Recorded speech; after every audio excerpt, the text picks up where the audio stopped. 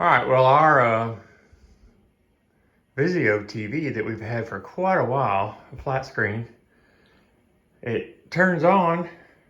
You can see the little light in the bottom corner down there. The little white light comes on when you press the remote power button, but the screen just remains black. And so one thing I found out is you can take a strong light, and look at that. You shine a light and you can see what's going on. There's YouTube, all that. So it's playing, but you just can't see it. And that's because the backlight has gone out.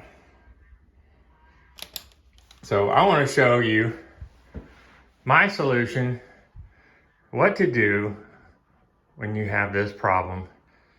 All right, the next step in fixing this problem is go down to the dump